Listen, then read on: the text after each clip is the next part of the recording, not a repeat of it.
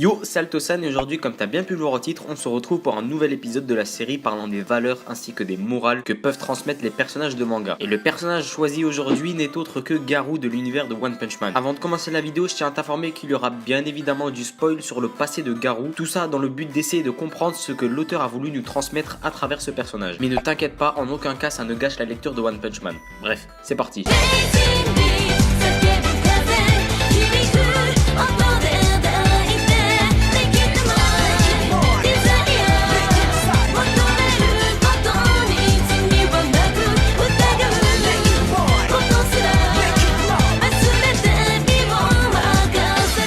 Ce qui est intéressant avec le personnage de Garou, c'est qu'il a été présenté comme un antagoniste simple, lambda dans l'univers de One Punch Man. Si tu connais pas la musique, la majorité des méchants de One Punch Man se présentent de la même façon. T'as le méchant qu'on va présenter comme un danger pour Saitama. Pour cela, tu lui donnes un niveau de dangerosité très élevé et tu lui fais massacrer quelques héros. Plus tu voudras qu'il soit dangereux et plus ce sera un héros de classe A ou encore de classe S qui se fera défoncer. Mais tout cela dans quel but? En fait, One, l'auteur de One Punch Man ainsi que Yusuke Murata par les dessins, vont vouloir, et ça va être leur mission principale, ils voudront te faire douter, te faire penser que cette fois-ci, oui, Saitama peut perdre, et c'est tout le temps la même chose. Et Garou n'a clairement pas échappé à ce début de développement. Au début, tu le vois avec son surnom, le monstre humain Garou, le mec est totalement sans pitié, il t'étale un héros de classe S et toute sa clique, il en jette le personnage. Après, on te fait monter la pression jusqu'à son affrontement avec Saitama où il s'est littéralement fait déchirer. Et c'est là que contre toute attente, tout commence. Je te l'ai pas précisé, mais les monstres de One Punch Man sont très peu développés. On voit rien de leur background quasiment, et dès que Saitama les rétame, ils tombent quasiment dans l'oubli. De toute façon, très peu sont sortis vivants après un combat contre Saitama. Cependant, contrairement à tous les monstres lambda, à tous les ennemis de Saitama lambda, lui, bien avant son combat, il avait un petit fond de background. En fait, il était l'élève d'un héros de classe S nommé Bang. Il était le meilleur élève parmi tant d'autres dans le dojo. Et un jour, il a tabassé tous ses potes du dojo et Bang l'a viré. Alors après ça, il a commencé à défoncer plein de dojos, les uns après les autres. Et on a commencé à apercevoir en lui une haine envers les héros. Mais le personnage de Garou va prendre une toute autre dimension dès que l'on va voir son flashback. Car en effet, dans ce flashback, Garou va nous expliquer entre guillemets d'où vient sa haine envers les héros. Et va ramener un questionnement encore inédit dans One Punch Man. Et oui, car dans One Punch Man, t'as des méchants qui le sont déjà parce que c'est des monstres et qu'ils tabassent des innocents. Alors qu'on connaît tous le proverbe, la hagra ça paye pas. Et de l'autre côté, t'as les gentils, forts, héros qui tabassent les méchants. Et Garou, en fait, ce qu'il aime pas, c'est pas les héros,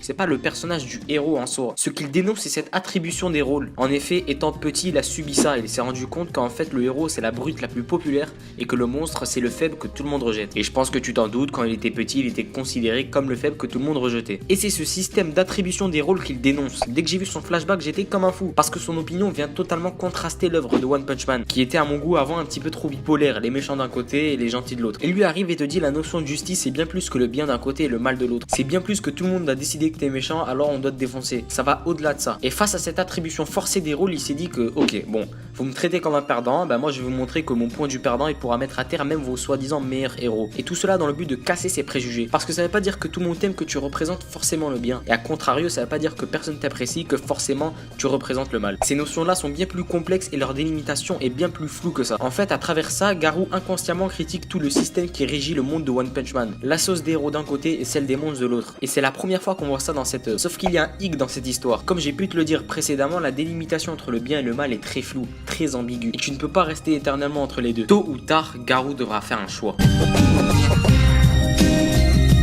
Donc voilà les gars, cette petite vidéo est finie, j'avais vraiment hâte d'en parler avec vous du personnage de Garou ainsi que toutes les valeurs et morales qu'il fait véhiculer à travers l'œuvre dont il est le personnage. Pour moi, en plus d'être mon perso préféré de l'œuvre de One Punch Man, c'est le perso le mieux développé de tout le manga. One ainsi que Yusuke Murata se sont vraiment beaucoup attardés à le développer de manière très intéressante. Et j'ai hâte de voir comment il va être développé par la suite. En tout cas, j'espère que la vidéo t'a plu, que peut-être je t'ai donné envie de lire One Punch Man et de faire connaissance avec ce personnage, que tu as compris la morale de ce qu'il veut transmettre parce que ça peut t'aider dans la vie de tous les jours. Et si c'est le cas, j'ai réussi ma mission. En tout cas, si la vidéo t'a plu, n'hésite pas à la liker, à la partager pour que plus de personnes découvrent ce personnage méga intéressant, à t'abonner si ce n'est pas déjà fait, et moi je te dis à plus pour une prochaine vidéo, c'est Altosan, ciao.